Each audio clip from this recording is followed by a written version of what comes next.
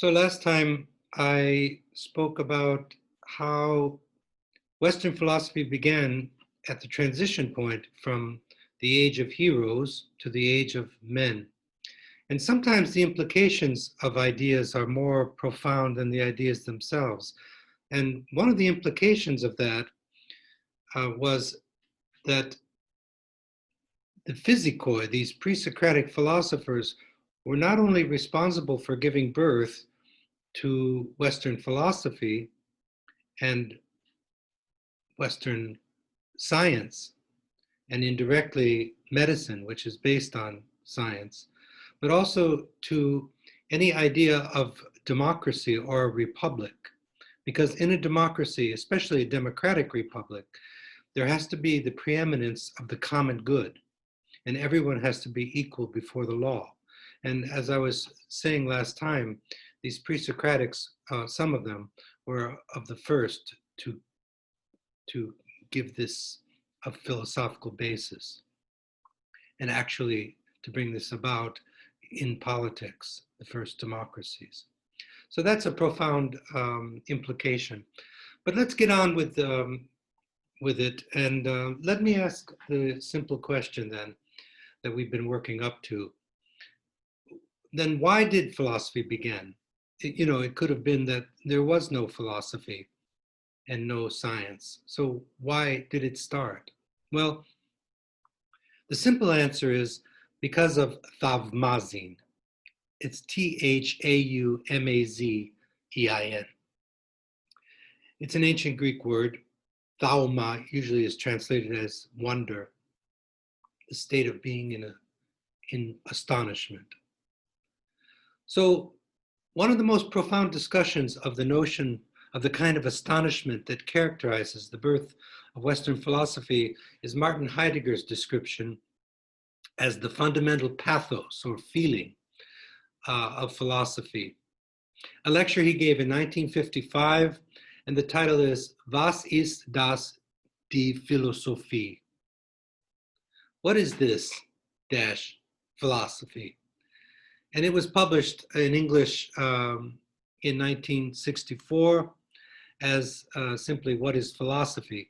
But the original title is quite telling. Knowing Heidegger, he deliberately designed the title this way to provide a certain philosophical distance from the various platitudes and typical conceptions of the nature of philosophy.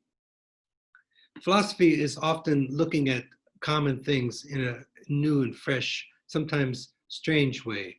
The simplest and ordinary thing begins to look strange, and the philosopher is therefore perplexed, where other people are not perplexed. So Heidegger wants to foster that distance, that perplexity, that sense of the strange. Like, for example, when I ask, what is this? A flower.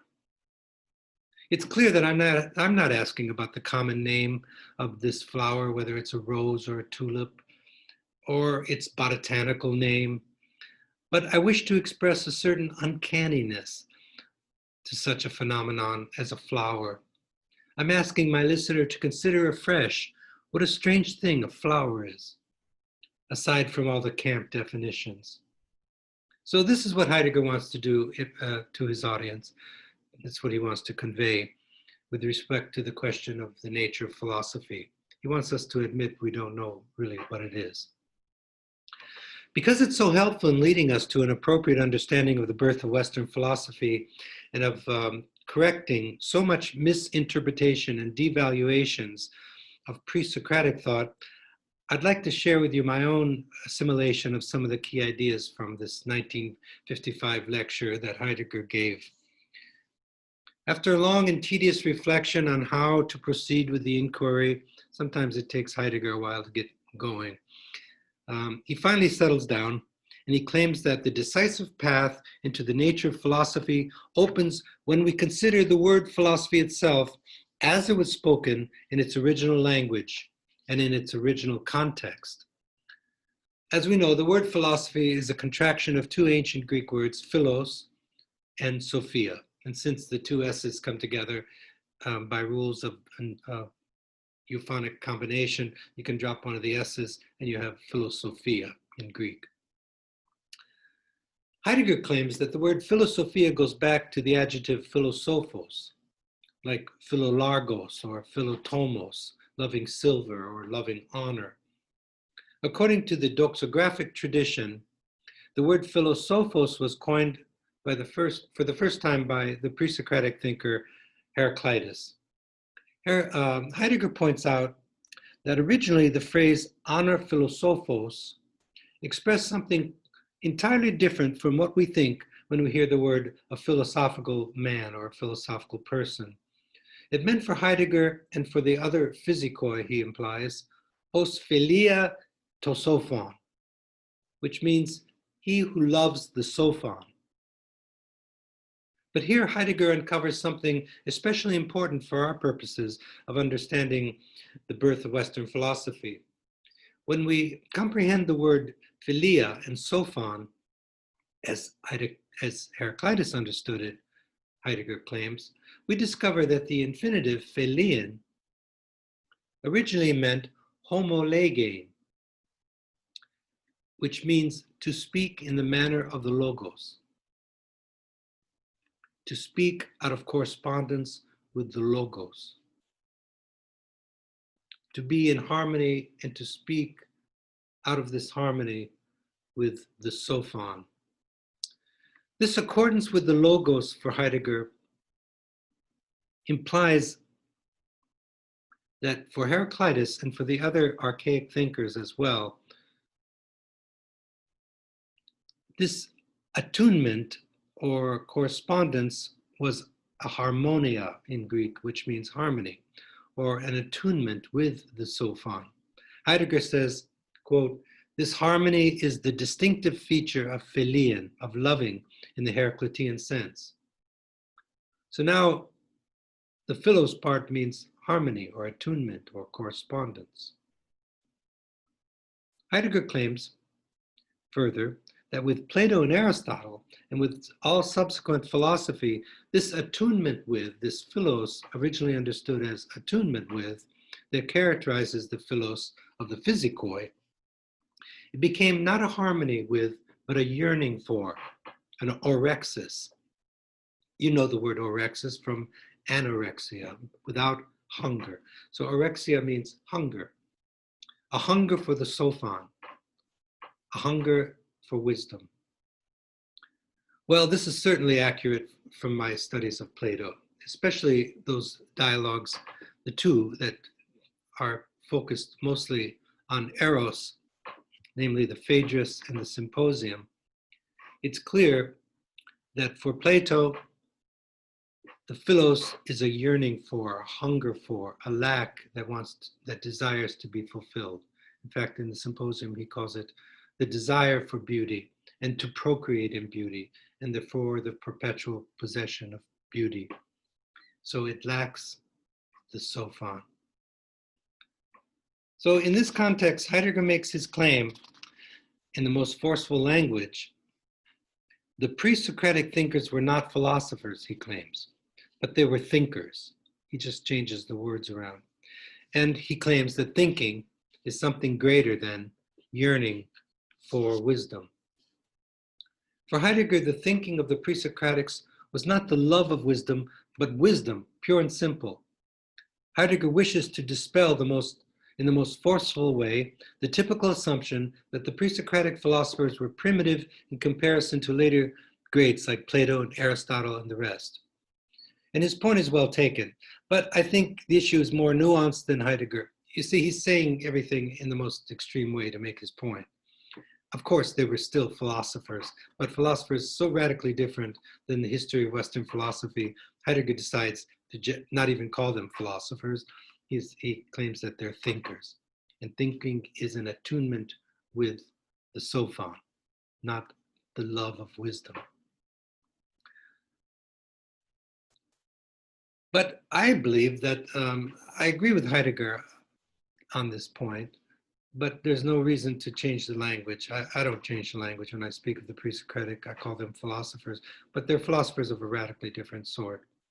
And Heidegger's point remains solid, even if you don't accept his nomenclature.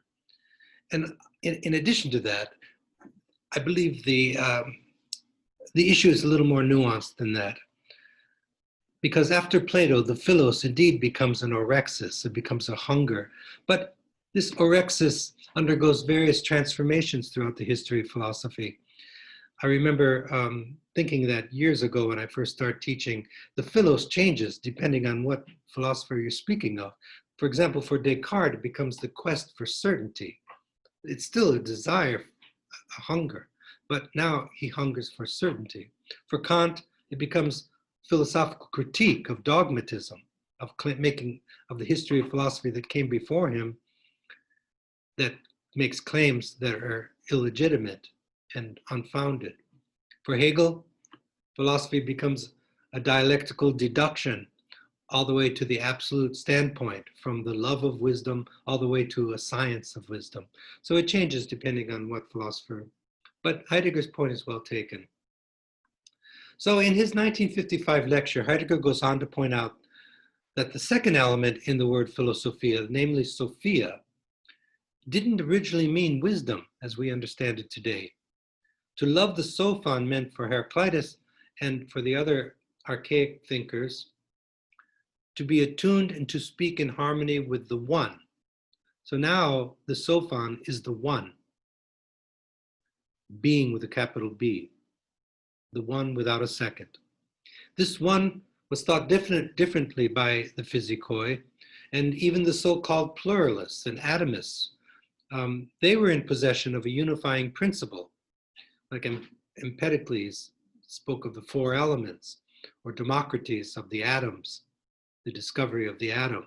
But still, they had this notion of the force that holds them all together. So even the so-called pluralists and atomists were in possession of a unifying principle that holds this plurality together. Otherwise, the whole universe would be in chaotic pieces throughout infinity. So the important point is that the one was thought, and that's what's important. And it was thought philosophically, not mythologically. And for Heraclitus, the one was hen pantan,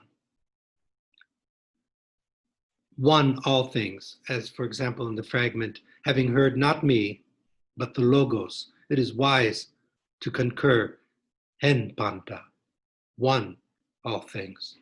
And we'll find this one in all the pre-Socratic thinkers, but it will be thought differently, but it's the one. It's what makes a seer a seer. What they see is the one.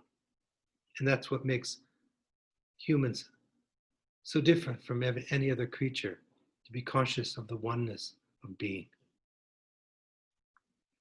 What's important for our purposes is Heidegger's uncovering of what characterized the first thinkers of our Western tradition, those who gave birth to philosophy, to natural science, and indirectly to medicine, and as I just realized this morning, to Republican statecraft. Like all lovers, they desired to be near, to behold, to know their beloved. And for Heraclitus, Heidegger points out, and we'll see this more fully, this one means the ever unique, all uniting logos. We need to think about the uniqueness of the logos a little bit more. That Heraclitus was in possession of such a lofty thought, that all beings are gathered together in being. It seems trivial to our modern ears. After all, what is more obvious than to say that all being is in being? And yet, this was the ultimate concern that gave rise to Western philosophy. Although Heidegger's lecture, Was ist das de Philosophie, contains a host of other profound and critical ideas well worth considering for a more ancient Greek understanding of ancient Greek philosophy, these brief observations from the lecture help us to understand something decisive about the birth of Western philosophy. The first Western philosophers to be a philosopher, for the first Western philosophers, meant to love the Sophon, to love being. and to love being meant to be in attunement with the one.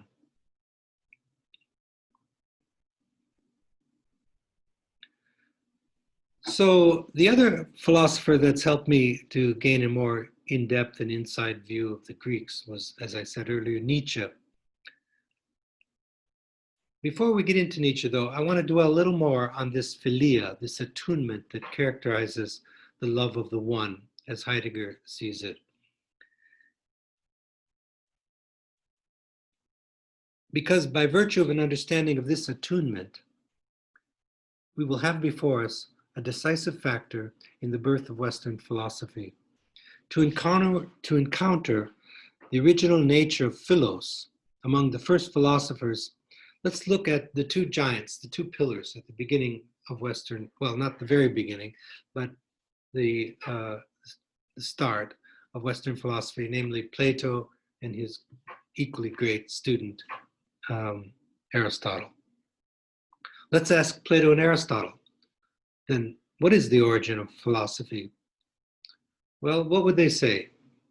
Well, from my studies, they would say this. And beyond my own studies, we don't even have to resort to any speculation because both Plato and Aristotle tell us directly and unequivocally what they consider to be the origin of philosophy.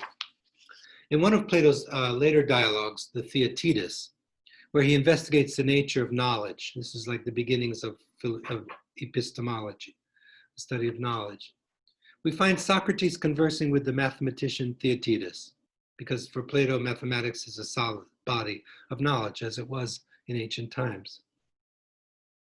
He's talking with Theaetetus about various definitions of knowledge. They're in search of a definition of knowledge.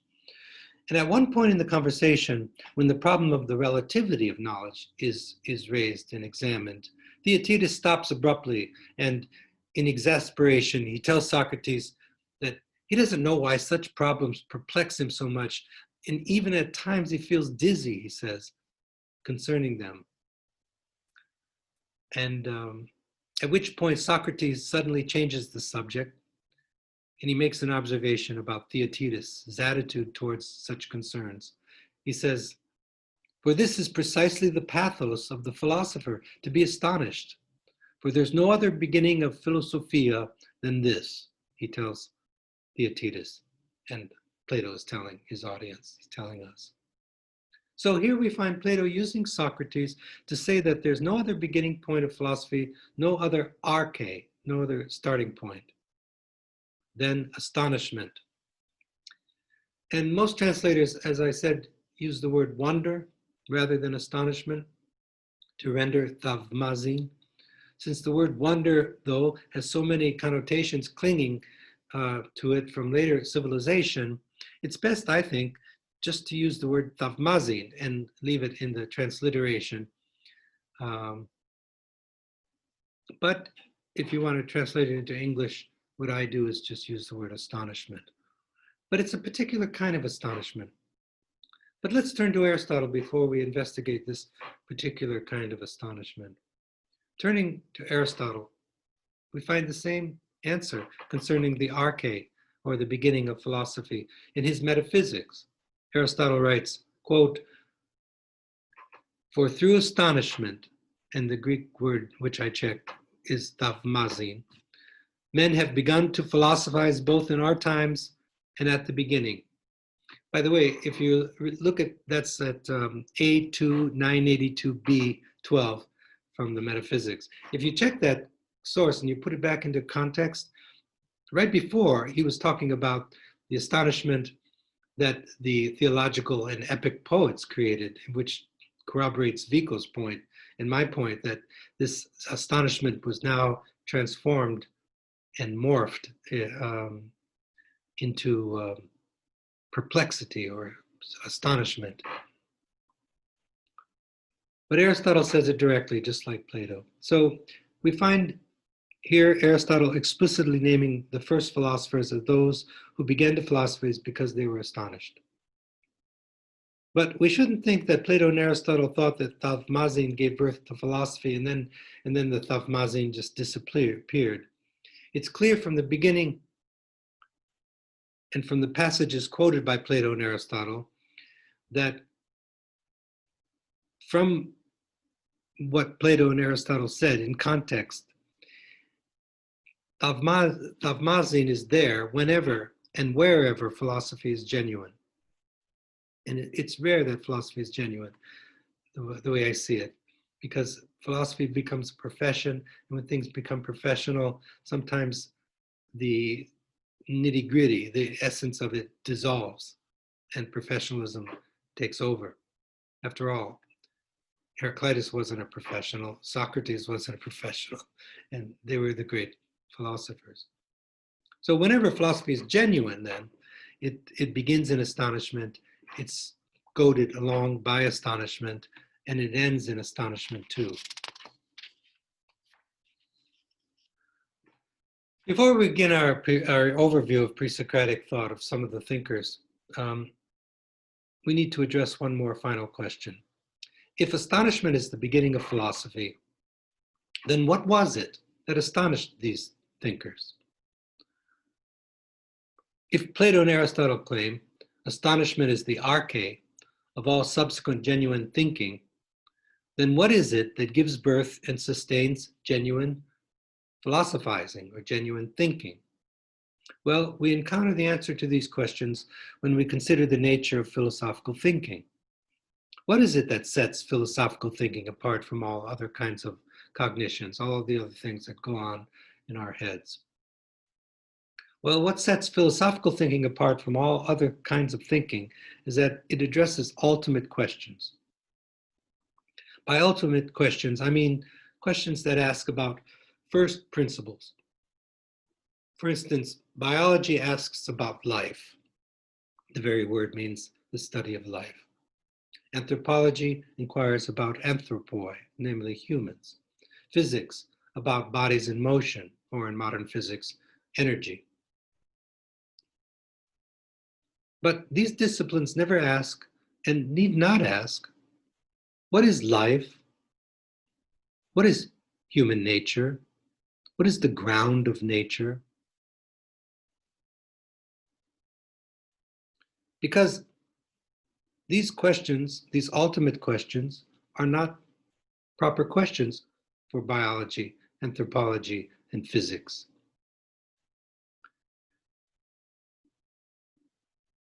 And so it goes with all the other disciplines. The ultimate questions, the first starting points that make possible the disciplines, like without life, there could be no study of life. Without humans, there could be no study of humans. Without bodies in motion, there could be no physics. But then what is life? What is a human? What is the material world? These are the questions that occupy philosophy. And so it is with all the other disciplines. All the disciplines carve out a particular region of being, and they inquire into that region. It gives rigor to the disciplines.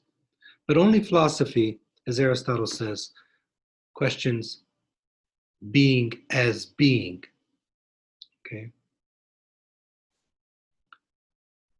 Well, what is the most ultimate of ultimate questions then? Well, I think it's this. Why is there something and not rather nothing? After all, it could be that there's nothing. But look around, there is something. Here I am talking to you, and here you are listening.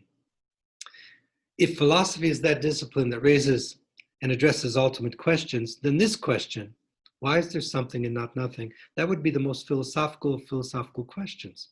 But this was the very question raised by each of the pre-Socratic thinkers. If we connect what we are saying now with our earlier remarks about astonishment, we arrive at the answer to our question concerning what was it that astonished the first thinkers? And what is that astonishment that sustains and all genuine philosophy? What astonished these pre-Socratic philosophers is the brute fact that there is something and not rather nothing. That's a hard idea to get your mind around. It's so basic, it's so close to us that it's hard to see. So we need to step back, get that childlike distance, that philosophical perspective,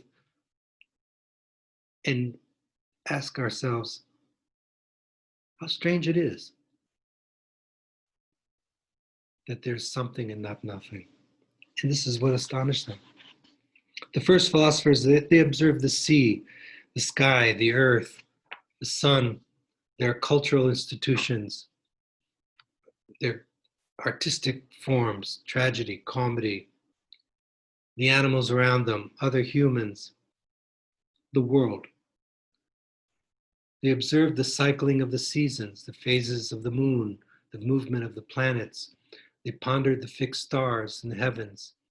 And they used their ingenuity and their intellect to realize that all this is one, that there is being, with a capital B.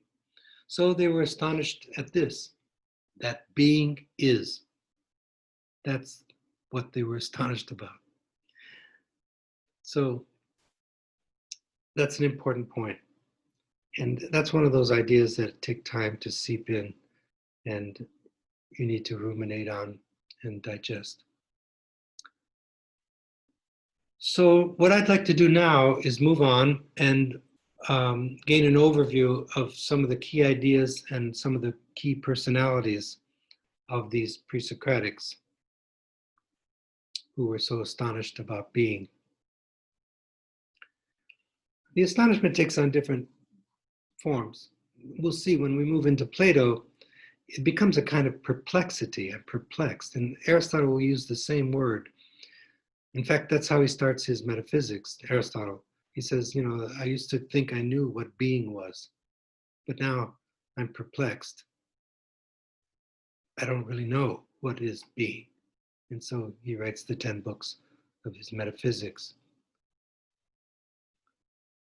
I asked you to read this little book by Nietzsche, and I'm not going to test you on each idea in that book, but I would like you to read it because it was one of those books that helped me to gain a kind of intimacy with these pre-Socratic philosophers. So I'm going to assign that. It's called Philosophy, as I told you, Philosophy in the Tragic Age of the Greeks. Let me just start talking about it today, and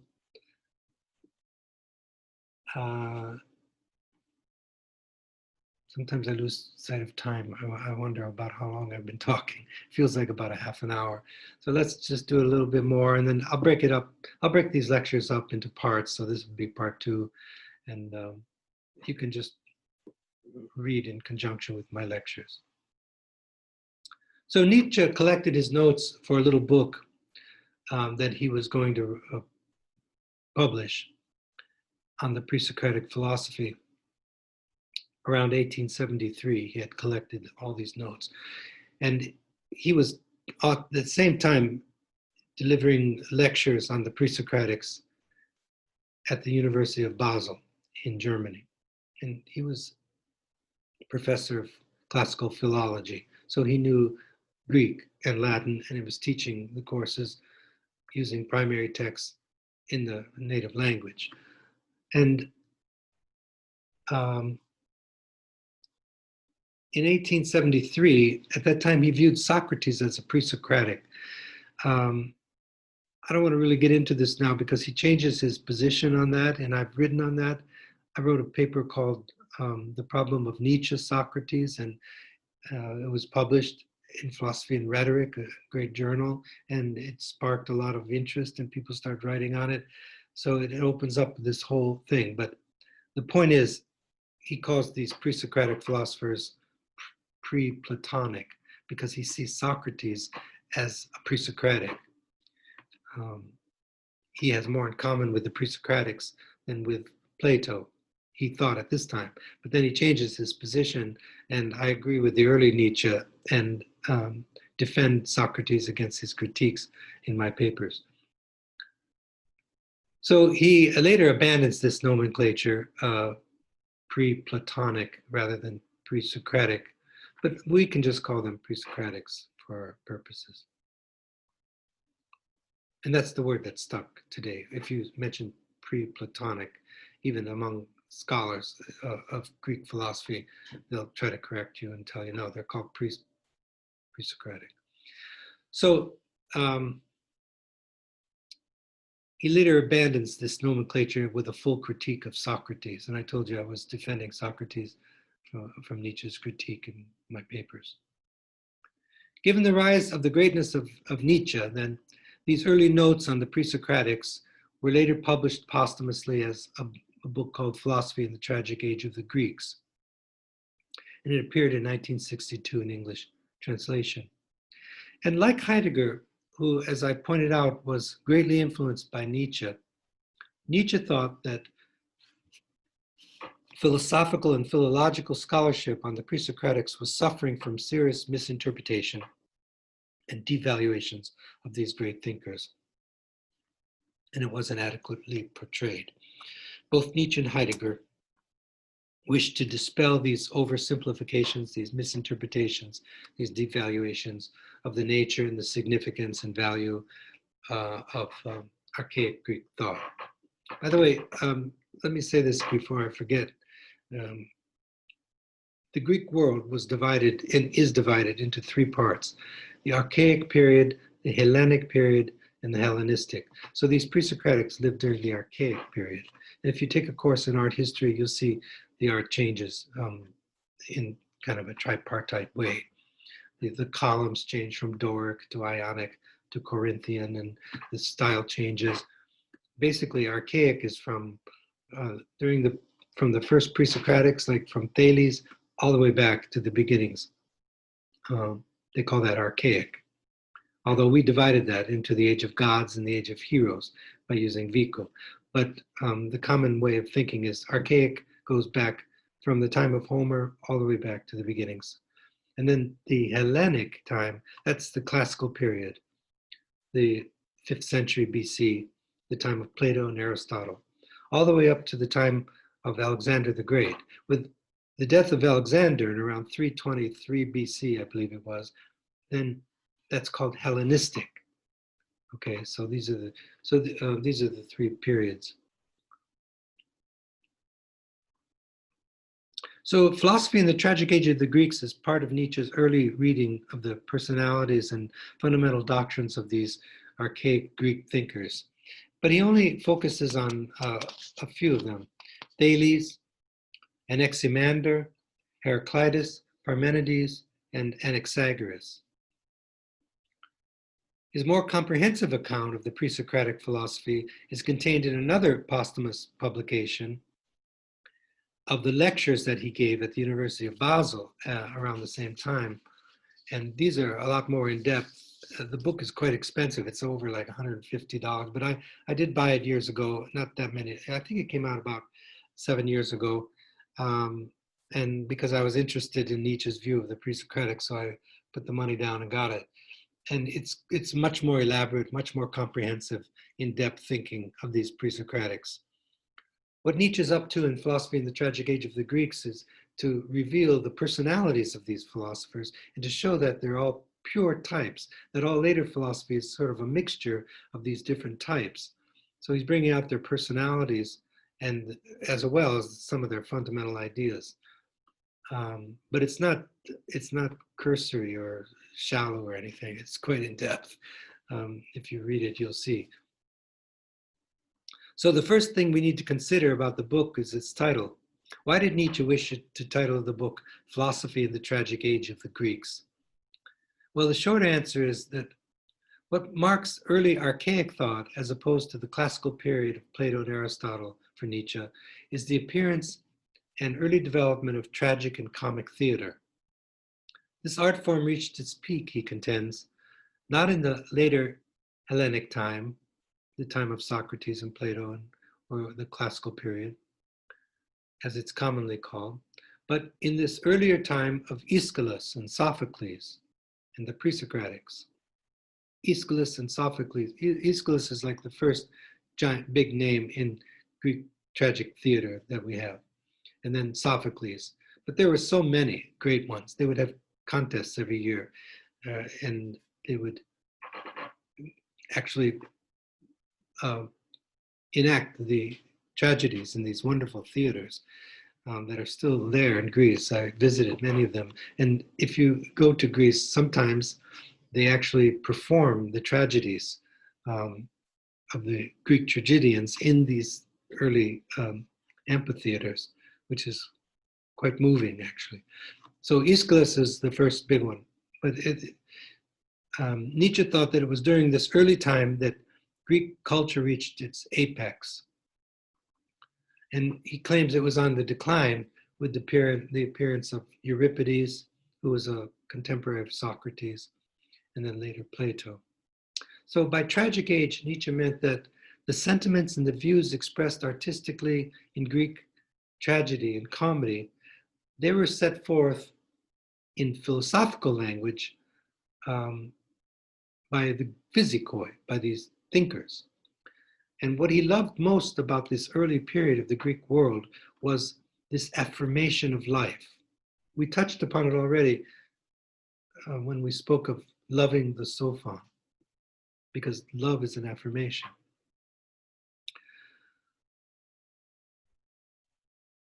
So the book that became famous from this period is called The Birth of Tragedy, and the subtitle is Out of the Spirit of Music, or another edition was, the subtitle was Pessimism, Hellenism and Pessimism.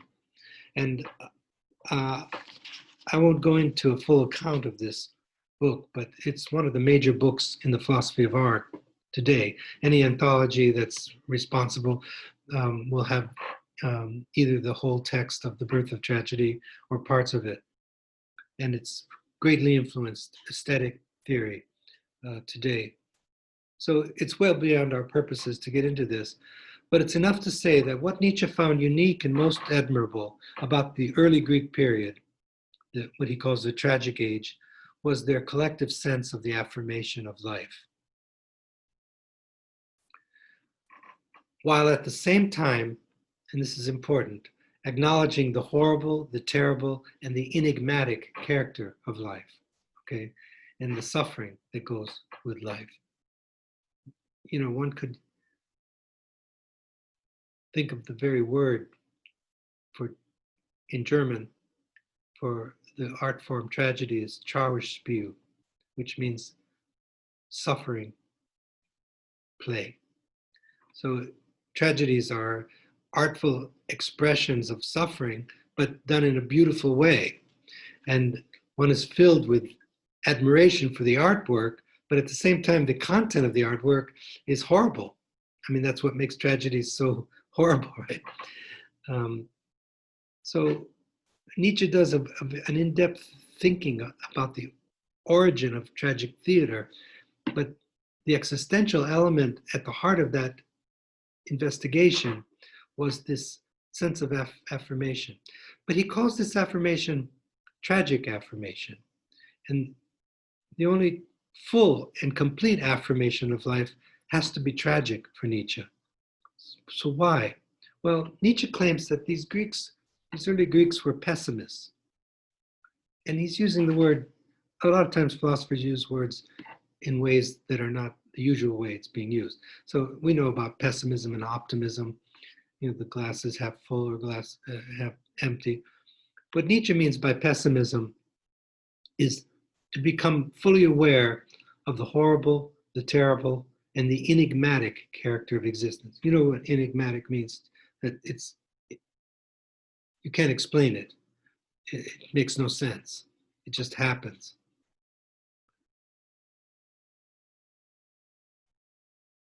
And what's horrible is all things pass. That everything you love will leave you, you will leave it one day. So they were pessimists, he claims, but they overcame their pessimism through the creation and participation of tragic and comic theater. This tragic affirmation of life is tragic because it includes a full recognition of the suffering and the pain involved in being human. What Nietzsche most admired about these Greeks, though, of this early period, was that they had no need for another or better world. And you need not think, he never mentions Christianity here, but there's no sense of the beyond, of another better life. He never mentions it, but it's in the back. What he means by a metaphysical world, he's taking the word literally. Meta means beyond, and physical, the natural world. That they had no need to create and fabricate this other metaphysical world that doesn't change, or where there's no suffering and there's no death. It's not just the Christian notion of the beyond or the afterworld, but any idea of a metaphysical reality that's unchanging and doesn't include passing. So instead of creating another world, which Nietzsche thinks is a phantasmagoria, it's not real, but a fiction, arising out of this inability to affirm transience, then they create this other metaphysical world later on. But these early Greeks didn't do that. They saw the world as it truly was. They took off their rosy-colored glasses and they saw how horrible it is to be human. But at the same time, they saw how awesome it was and how worthy it is of our affirmation and admiration. So rather, their view of life, their experience of life was rich and full enough to allow them to say yes to this life as it truly is. This insight will pervade Nietzsche's philosophy from beginning to end. It'll provide him with a selective principle to make assessments about everything. Does this, whatever it is, this philosophy, this institution, this idea, this sentiment, this organization, this interpretation, this body, this whatever it is, he'll ask, does it arise out of affirmation of life, or does it arise out of a devaluation, aversion, and negation of life? If it arises out of the former, then fine, embrace it, make it your own. If it arises out of the other, then it harbors this negation of life, then he attacks it with all his might. So his whole philosophy, and that's what one of the things that attract me to Nietzsche, is that he wants to develop this philosophy, this doctrine of the love of life. And what he loved about these early Greeks was both the archaic thinkers that we're going to study and the tragedians, the early tragedians prior to Euripides, is that they were saying yes to life, even though it involves suffering. So the big question is, whatever it is, does it arise out of ascending life or descending life? Is it an expression of the affirmation of life or of resentment toward life? Is it a symptom of sickness or abundant health? All of these questions, they're all asking the same thing. What Nietzsche found unique about both pre-Socratic philosophy and early Greek tragedy and comedy was that they were expressions of tragic affirmations of life. If affirmation is to be total, it must be tragic, he thought. For life involves suffering, and to say yes to life means to say yes to suffering. And death is another part of life. You can't separate the two. It's like taking a coin and saying only one side of the coin is the coin. Heads and tails, they make the coin. So life and death can't be separated. Wherever there's life, there's death. So if you're going to say yes to life, you have to say yes to death. And so this is what he admired about these great thinkers. Later philosophy, he claims, arises out of a critique of declining times or as a defense of the status quo, which has become decadent, whereas early Greek thought is an outgrowth of a people during their fullness of life, this life-affirming, blossoming time of life. Moreover, early Greek thought, in contrast to later Greek thought and all subsequent philosophy for Nietzsche, produces pure types, each thinker being different from all the rest, whereas later philosophy involves these mixed types, a mixture or a combination of these early sages into a motley pastiche. Nietzsche claims that these pure types, these sages, are the archetypes of philosophical thought.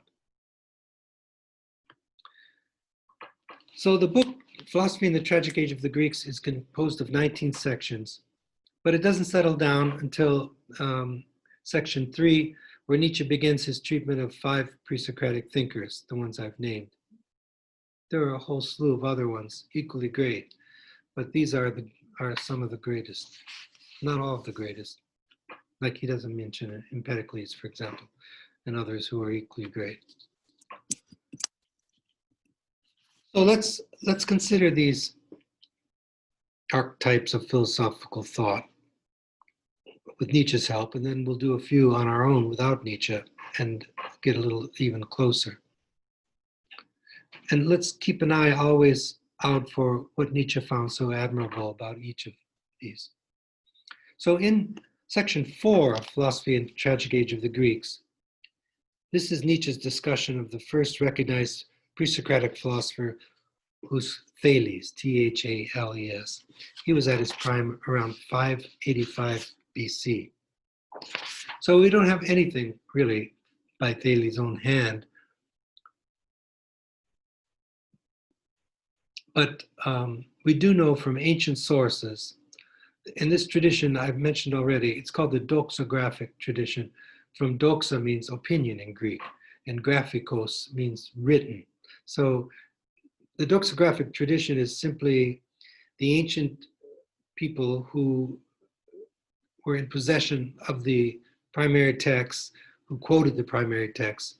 And so that's all we have to go on. We don't have the primary text. So that's called the doxographic tradition.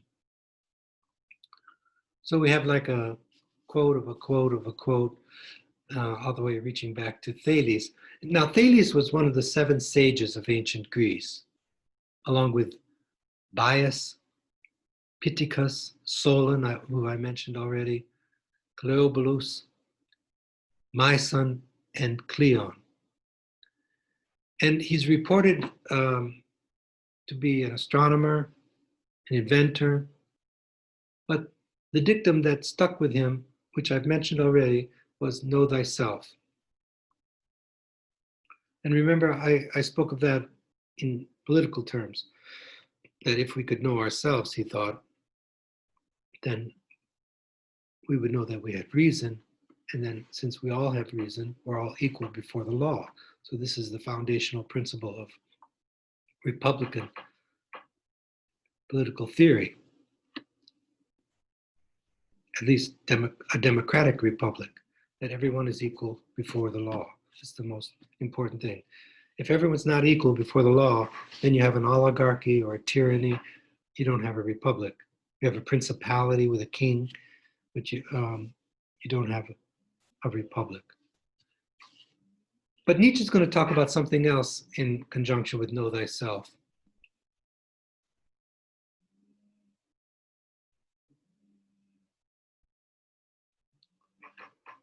There's the other thing that's most closely associated with Thales is that he said that the primal origin of all things is water. Okay, so people just think that that's ridiculous. I mean, but there is something to that, actually, if you think about it. If you think about being is living, then where there's water, there's life. You know, when they're going into outer space and looking for signs of life on any planet, it's about water, you know. But so there is something to that beyond just downright air. But that's not what Nietzsche focuses on. Nietzsche approaches it completely different. He begins his treatment of Thales by raising the common sense question, is it really necessary for us to take serious notice of this proposition that water is the primal origin of all things? Nietzsche's answer to this question is his way of providing not only a profound observation about the birth of Western philosophy, but also of dispelling the predominant undervaluation of ancient physics as a crude form of modern science. Nietzsche offers 3 reasons why Thales' assertion about water should be taken seriously. First, Thales is important because he in fact tells us something about the primal origin of all life, which I just mentioned, that where there's water, there's the possibility of life. Secondly, he speaks in language devoid of image and fable. That's the point I was talking about in conjunction with Vico. See, I always like when things corroborate each other like that, because there's no way Nietzsche didn't read Vico. I'm pretty sure, because I've studied both thinkers quite carefully. Well, Vico could have never read Nietzsche because Nietzsche wasn't even born after Vico died. I mean, before Vico died. And Nietzsche, I know, didn't read Vico, but Vico had a principle that stuck with me. He says ideas that are common, that originate among people completely unknown to one another, bespeaks a common ground of truth. So sometimes I use that as a principle for thinking. If there's a truth that emerges among peoples who don't know anything about each other, and it's absolutely unique, then that bespeaks perhaps a common ground of truth, because it didn't go to one person from the other. It didn't migrate, it just emerged. So maybe it's true. That's why it emerged. So I like to look for this commonalities. For that, you need to use your ingenuity. So, for example, the second point he makes here about why we should take Thales seriously is that he speaks in a language devoid of image and fable. Well, that's exactly what Vico was saying.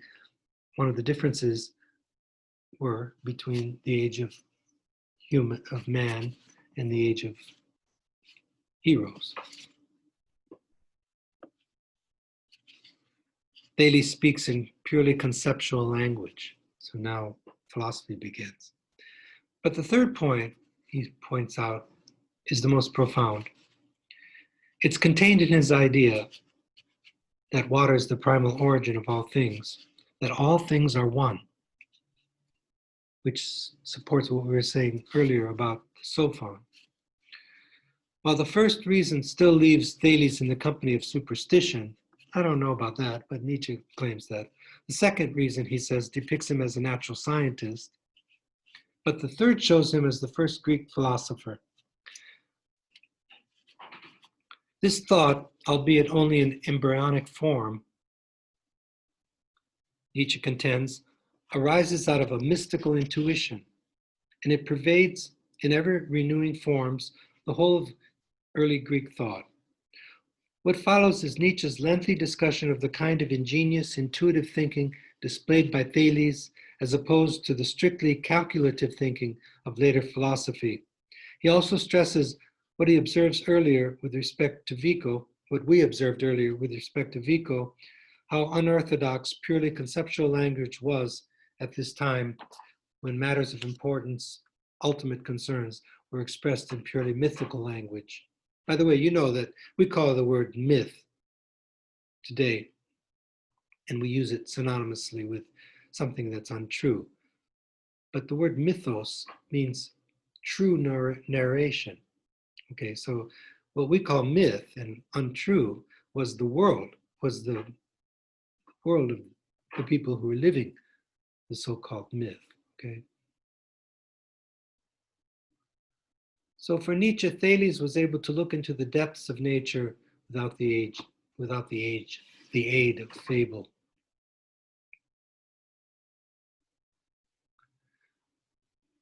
I'd like to just end this lecture with one more idea, and this idea appeals to me more than anything we've been talking about so far. In the final paragraphs of Nietzsche's discussion of Thales in section 3 of the book, there's some of the most profound insights I've come across in Nietzsche's entire corpus. As he loosens the reins of his musing over the seemingly most useless and inaccurate statement attributed to Thales about water, Nietzsche describes the difference and superiority of pre-Socratic physics and metaphysics from later philosophy and science, which is a strange thing to say, right? Because we all think, well, modern science is so much more sophisticated than ancient science. Here, let me draw your attention just to one point that I find particularly profound and valuable, especially for us living in the 21st century, in this age of information that we live in. Nietzsche claims that when philosophy is genuine, and that it was for the most part in ancient, among these physicoi, it speaks sage-like. Okay. He points out that the Greek word for sage, which he knows because he's a philologist, it's etymologically rooted in the word sapio, which means I taste, like somebody who has good taste. And he points out that it designates our species as sapiens, Homo sapiens, which means literally he who tastes. And then later on, the word sapiens came to mean wisdom. So perhaps there's a connection between having good taste and being wise. But Nietzsche goes on. What Nietzsche struck with here, and what he claims, what distinguishes genuine philosophy from the disingenuous ones and from anybody else, what distinguishes a man like Thales from everybody else was his sharp sense of selecting and savoring. Why is this so important? Just to have good taste? Is that like the main thing? Well, there's more to it than that. What distinguishes the genuine philosopher is meaningful discrimination of what is truly valuable and what is not. You know, sometimes in my life, I wonder if I chose the right profession, you know, because I love music. I never became like a great musician or anything. And there's so many roads that and yet I chose philosophy. And now I'm approaching the autumn of my years and I'm wondering, was this the best road to take? But when I come across ideas like this and I look inside of myself and how I lived my life, then it dispels my skepticism about my choice of a life, because this is so important. So important to know what is truly valuable and what's not. If that's the only thing you get from philosophy, then it was all worthwhile. Later, Nietzsche will claim that, I know from his later thought, he claims philosophers are legislators of values. Here, we're reminded of Socrates, who in Plato's Apology, where he's defending himself in court, and he's summarizing his defense of his way of life. We'll read the Apology actually later on. He claims to the court, all that he was doing is placing things that truly matter at the center of life and taking peripheral things, putting it on the periphery of life. But as he sees it, most people take peripheral things, they put it at the center, and they take things that are central to life and they put it on the periphery. So it's a topsy-turvy world. So Nietzsche claims that philosophers are the ones who are like hounds, actually, who are ever on the scent of those things that are most worth knowing, the great and important insights. So it's a matter of knowing what is great. It's a matter of, one time in class, I used the expression, revering what is reverable. This is the quality that's most valuable. When greatness is placed before you, can you see it as great? Or does it just go in one ear and out the other? This is something worth pondering, actually, because do you have to have the greatness in yourself to recognize what is great? Perhaps you do. So genuine philosophers for Nietzsche are those who point out what is truly valuable.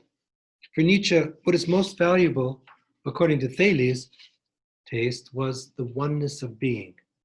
Like Thales, the Greek thinkers say, now this is a great thing. Stop. This is a great thing. Just learn this only. By such selecting, philosophy thereby elevates humankind from blind, indiscriminate curiosity and the truncating of all knowledge, seeing all things as interesting. Have you ever think of the word interesting. Inter means to go into something. Esse is to be. But when I say, oh, that's interesting. Oh, that's an interesting idea. Oh, and there's Nietzsche's idea of the eternal return. That's an interesting idea. Am I really entering into the inner being of those things, or am I just leveling them all off? I meet people, they read books, they're the same person after they read the book as they were before they read the book. There are other people who read 3 books in their life and they're transformed by those books. So it's a matter of revering what is reverable. Philosophers are not simply curious individuals. What the philosopher has good taste for is what is truly great, Nietzsche claims. For Nietzsche, when Thales said all is water, he was distinguishing what for him was most astonishing, most valuable, awareness of the unity of all things. Whether or not it's water is secondary. Well, when I said this is what's most called for in our present age, I said that because we live in this vast sea of knowledge. I mean, our iPhones know more than, know everything. I mean, in fact, some have called this the age of knowledge. But what's needed is hierarchy. Like if you look up something, if you search something on the internet, it could be the most esoteric thing. And you're going to find thousands of websites. You're going to find all kinds of information. So which one should you listen to? How do you know which one is great, which one is not? So I find this to be a valuable thing. What is most called for and most urgent in our present age of information is to see what is most worthy. And if what Empedocles says is true, we see earth by means of earth in one of his fragments, water by means of water, divine air by means of air, and destructive fire by means of fire, affection by means of affection, hate by means of baneful hate. That's a little fragment 109 by Empedocles. And I'm wondering, is it not also true that we recognize what is great by means of what is great in us? Okay, there's something to think about.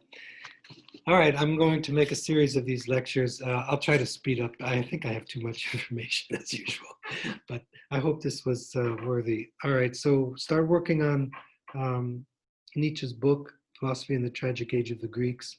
And like I said, it doesn't really get going until the 3rd section. All right, thank you.